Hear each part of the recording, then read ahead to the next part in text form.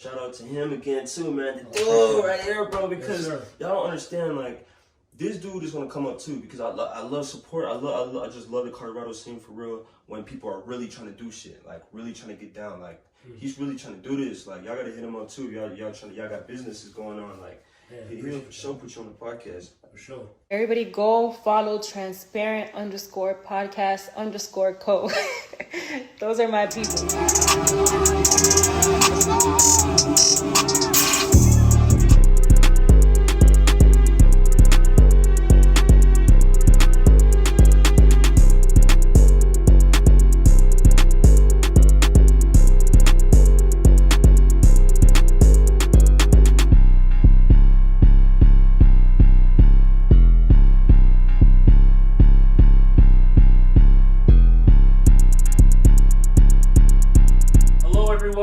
Welcome to yet another episode of Transparent Podcast.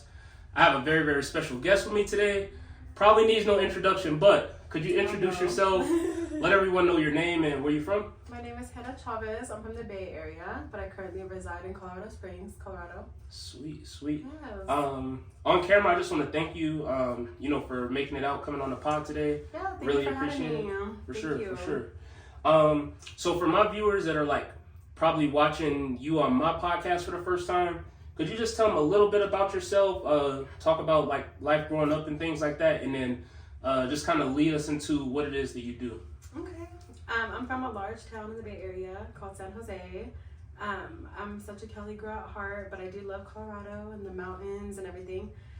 So I decided to come here and kind of build my barbering career, kind of bring that Cali touch to Colorado. Okay.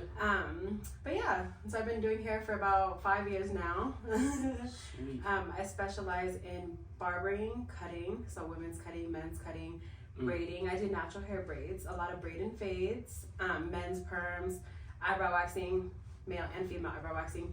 And yeah, so I just kind of have found my specialty and I have my own studio, so I learned how to build that kind of within myself and be a little bit different, you know what I mean? So okay, yeah. Sweet, that's nice.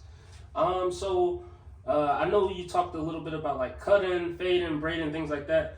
When did you like start, I guess, getting into that, and like did anyone teach you, or were you kind of like self-taught? Yeah, I never knew how to braid. I remember I could just do like a 3-strand braid, a regular, simple braid on my sisters. I have 3 sisters. So I would do those braids, taught my little cousin how to braid. And then I remember seeing cornrows and like the art of it, and I got super impressed with it. And I was like, right away, it was like a light bulb. I was like, oh, I can kind of combine the two. And then, you know what I mean, bring it together and create something beautiful. Okay. So one of my best friends, she used to braid all the time, do some cornrows. And I used to be like, gosh, that's so lit, you know what I mean? Yeah. And then she started teaching me, but it was one of those things that I really like was passionate about, that I kept practicing, and it just had to kind of click within myself, you know what I mean? Okay. And once I like got the hang of it, I kept practicing. And I would practice on friends, and then as soon as I got to the barbershop where I started building my clientele for almost 3 years, they were like, you should braid. So I added that to the barbering and the cutting. Okay. Yeah. So kind of made a little bit of this, a little bit of that, and made, and became Hannah Chavez Beauty. Yeah. Sweet. So with all that and like the braiding and stuff, like I'm guessing, like don't your hands get like super tired? Well, everybody always asks me that. Yeah. How I would answer it would be, I have a variety of work that I do, so it does kind of like switch up the vibe, so I'm not always consistently braiding, and it gets tiring. It's more like, okay, I'm gonna use the clippers now, or do a wax, or do a perm, and it just kind of is a balance. So of course, like my hands are starting to hurt more 5 years in, but I'm trying to keep myself healthy and do everything I need to do. That's what we need, because I'm like, in your profession, it's like your hands are like your like asset. Like, yes, I always think about that. I'm like, my hands are like the magical part of this, and if something ever happened to them, I think we don't realize, the things that we should be really grateful for that are small are actually really big, you know, because if there's people that I see that don't have arms or hands, and they're killing it. Or just think you sprain your wrist or something, it's like, that could take you out. So we're glad she's healthy. She's healthy. Everything's good. Health is wealth. Good. So I wanted to ask you too, when it comes to like all the services you provide, I know you mentioned like a few, but could you break down like what's every single service that you do or can provide as far as cutting, braiding? Yeah, thanks for asking. So if you go to my Booksy link and you were to go book with me, you would see I have like a cutting section, men's cutting section, women's cutting section, braids for the top of the head, braids for the whole head. And right now I do natural braids. I'm trying to expand. So eventually, hopefully, we'll get to that point, where it's a little bit more. I got the feed-ins, do the festival braids, things like that. So yeah, sweet. Still growing every day. That's good. I wanted to ask, so like, obviously, like when you started off, and you were learning things like that, I don't know, did you ever feel like there was I don't know, a stigma or anything over you, especially when you start like cutting hair, as far as like being a woman in the industry? Or have you ever faced any, I don't know, haters or challenges and things like that? Yeah, I think being a female in a male-dominated industry is very strong to some people. They're like, a woman will mess up my hair. But it's all about how you see it. If you see the glass half empty, half full type of mindset, because some people are like, well, women are, they cut really precise, Yeah. And so that's why I always consider myself a cutting specialist. So I'm a little bit more confident. When I go to approach people, I think as far as building, I always kind of like ignored the stigma of being a woman in a male-dominated barbershop, because I was just like, I need to build. I need to show people that I'm really passionate about this. I take it very serious, because it's something that I've always wanted to do for my career. So, yeah. That's what's up. There's always a stigma, but you just have to ignore it, I guess, is my answer. And I like when you said about the analogy like the glass half empty or glass half full, because I think that's really important with anyone doing any profession, as far as like knowing yourself and then looking at always looking at the positive outlook or taking the most positive out of a situation. Like I'm a woman in this industry, but I'm, like you said, I'm gonna kill it. I know what I can do, what I'm capable of. I believe it's like all about changing your lens. Once you do, you take yourself seriously, I think that people will take you seriously. So I'm just trying to create that mindset, stay focused. You know what I mean? Have my focus on the goal, on the prize, the next step. Yeah. Two, I wanted to speak on. So I know, like me, when I go to like a barbershop or something, and like I get like a real nice cut, it like boosts my confidence. Yes. I wanted to ask you, like, when you do like either braids or cutting, what have you, do you feel in a sense that you almost bring people confidence as you being like the creator of what you just did, and then tell us maybe why you maybe, or what emotions you feel after? I think that's why I always chose to do this, like help people, enhance their natural beauty. I used to do makeup back in the day, so for years, and I loved just to see everybody's reaction at the end, I feel like that's why I do what I do. In the process, I can already see people's energies change. People tell me like, I already feel more fresh, and they haven't even seen themselves, and it's like, that's why I do what I do, because the whole time, the whole process, the whole hour, 2 hours that they're there, they're just, feeling better, and they leave better. You can see their attitudes change when they leave, so. No, that's what's up. I like that. So definitely shout out to you, because like, it's one of those professions like where, when you do your service or whatever, it's like something that, like, for lack of better words, kind of change somebody's appearance temporarily, or until they come back and see you. So that's cool that you get to kind of like affect their lives in like a positive way and make them like and I think everybody has their art. Like, this is something I probably couldn't do. I mean, I talk to people every day, but you're sitting here, making sure you ask the right questions, you have the right energy to match with somebody's energy, and it's very similar in the barbershop. So I feel like I've just learned to like kind of make my space welcome for everybody, families, couples, homies, for every different type of occasion. So that way everybody that walks in is like, oh, it doesn't matter what age I am, what race I am. I fit right in. I feel good, you know? So, and luckily the barbershop I was at before was great with that, but it was nice to kind of have my own thing now and kind of create that vibe, that energy, and just always try to be on my A game, be consistent. Sweet. For our viewers out there that may be wondering, outside of like the business of like cutting and things, or actually, let me backtrack a little bit.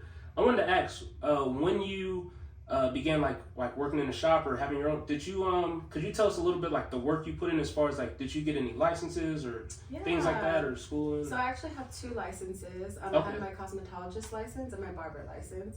Cosmetology includes aesthetics, makeup, skin, all those type of things, cutting men and women's hair. But I did do crossover and get my barber license as well because legally you need to have your barber license to use a straight razor. So that's kind of what I did, that route. It was almost 2,000 hours of school. So when you put that into time, I did barber school part-time, I did cosmetology school first full-time. A lot of sacrifice of time, probably, I don't even remember, like 2 years total. So I started it like right when I graduated high school. Kind of was like, okay, I'm gonna have tunnel vision. Yeah, I'll just get it done with, Yeah.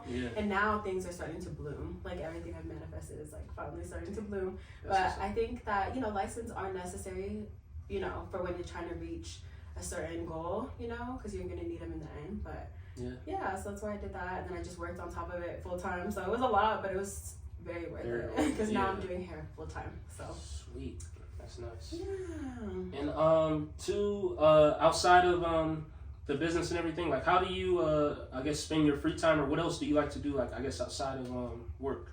Yeah, I mean, I like to go to concerts. I've been hiking a lot more. So I've done my first 3 14ers now. My first one took me like 7 hours. My boyfriend and I did it, and it was intense, but it was worth it. So I'm still trying to grow with like my nature loving stuff. I'm from the city, so I used to love the beach, but I'm really starting to embrace the mountains. I love music, so that's why I love concerts.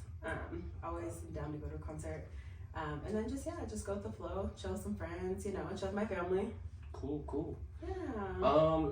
Also, do you have any like words of advice for any in particular women who may be in a similar industry that you're in, as far as like the cosmetology and things like that, who are just kind of new to this or new to cutting, or maybe just getting into a shop for the first time? What's like maybe some just words of encouragement or advice you could give to those women, seeing you've been in their shoes before? I think that you just have to kind of like stay focused, create the path that you want to create, have like a clear vision for that, because I feel like when you're kind of like, it's okay to be iffy, but eventually kind of figure out, okay, what's my goal? I think as far as like the beauty industry, like advice that I would have for women in this industry would be to just kind of like decide what you're passionate about and move forward with that, instead of like feel like, okay, I have to do everything cosmetology. Like there's so many little micro categories that you could just like gravitate into, and I think that's what makes it so beautiful, because you, at least for me, like I meet people with so many different like skills under their belt, I guess, but it's just amazing. It's amazing to see everybody be very like versatile, and like there's so much that you can do. So I think if you have a vision, you have a passion within something in this industry, just know that if somebody else can do it, you can do it. It's very possible. That's what's up. I really appreciate that. Yeah. And then I also wanted to ask you too, if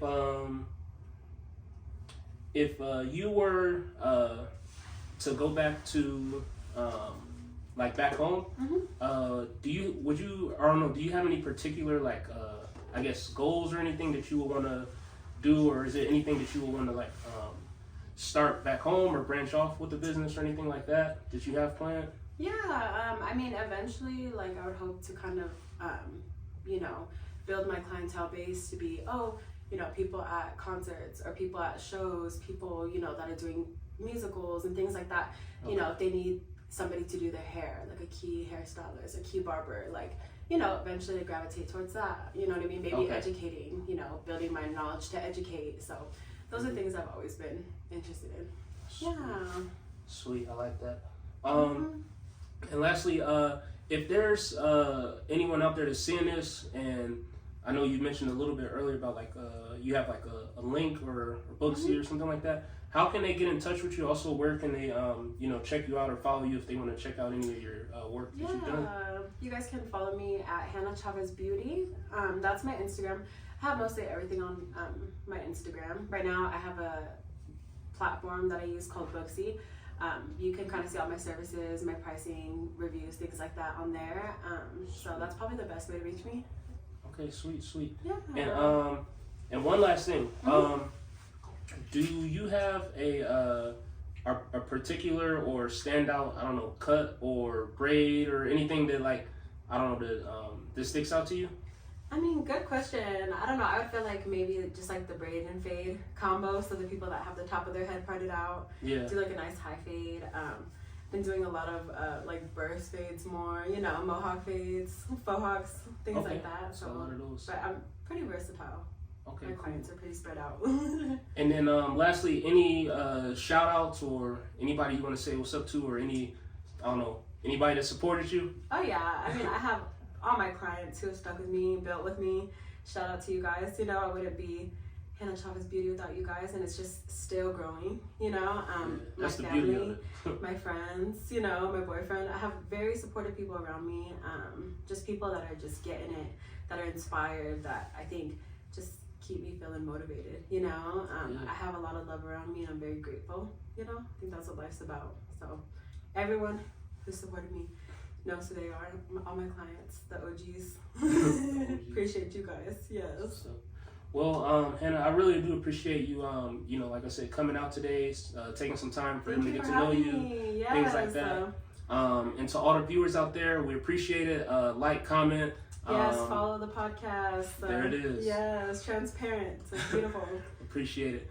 But all the viewers out there, we want to thank you for tuning in and watching yet another episode of Transparent Podcast. Yes. And we'll see you guys later. See you guys later.